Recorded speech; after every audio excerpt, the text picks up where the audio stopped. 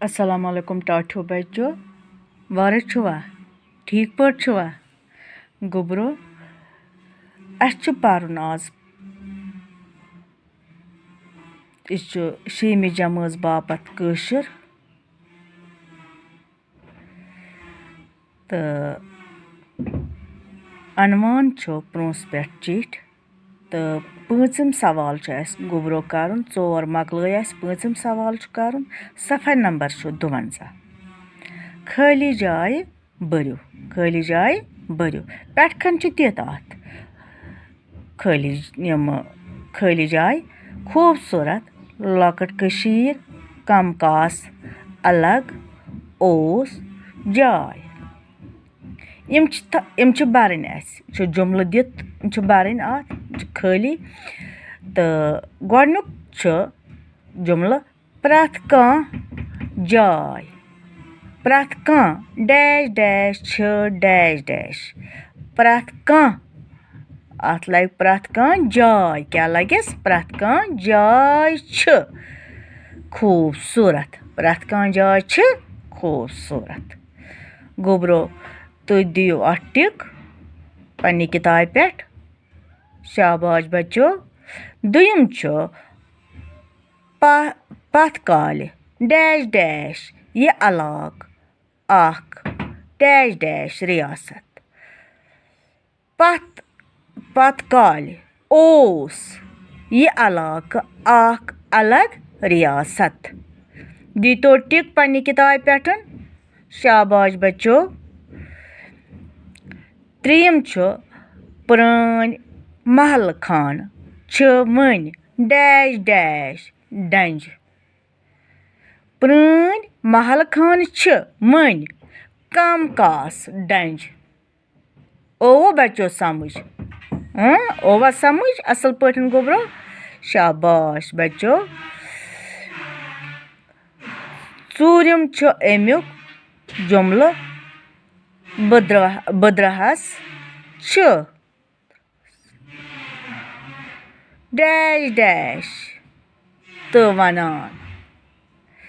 बद्रहस लकट कशीर तो वनान दियुस टिक गोबरो पन्नी किताब पे शाबाश गोबरो शीम वो मकलिया ये सवाल वो शीम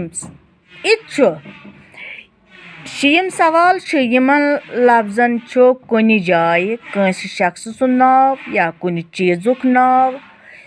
हेवान अत वनान इसम तो नाव इसम वनान उर्दू पट इसम क्या वनान उर्दू पट नाव वनान कशर पट गोबरो यह खुल पन नोट बुक खुल 8वीं जमात बच्चे तम लेखन यह क्या ग्रामर तो तम लेखन यह तो यम लेखन पन्नी किताब पे क्या या लेखन नोट बुक तो कड़न किताब पन तो खुल 6वीं जमात सद बच्चे यम लफ्ज कमि नाव तो ओबलिक लिखित इसम हावान नावत गो कशर पट इसम गो उर्दू पट यह मे वोन गोडनथे पेटकन मिसाल दित प्रोंस गो प्रोंस यह क्या नावत उर्दू पट वनो यह इसम जाय हुंद नाव अम मतलब गो यह गो नावत क्या गो नावत उर्दू पट वनो यह गो इसम मोहन लाल अम मतलब गो यह शख्स सुंद नाव तो यह सा गो यह गो नावत क्या गो नावत कुर्सी ब्याक मिसाल दिसमो कुर्सी चीज कुर्सी क्या चीजुक नाव अम मतलब गो इत गो नावत टाठो बच्चो पत बुनकन दित यम लफ्ज अस वुचो इन मज कुछ नावत तो या उर्दू पट कुछ इसम गोब्रो तुम खुलो नोट बुक पन गोडनुकु दित अफजल अफजल शख्स सुंद नाव कस नाव गोब्रो शख्स सुंद नाव दुयम अत बद्रवाह गो जाय हुंद नाव त्रीम रसा जावदनी गो शख्स सुंद नाव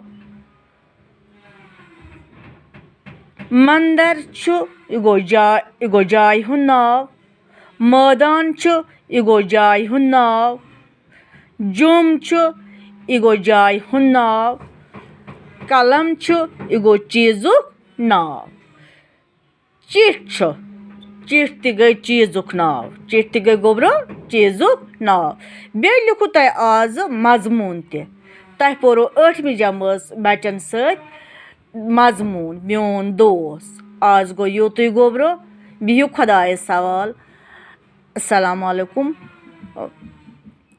बिहु खुदायस सवाल।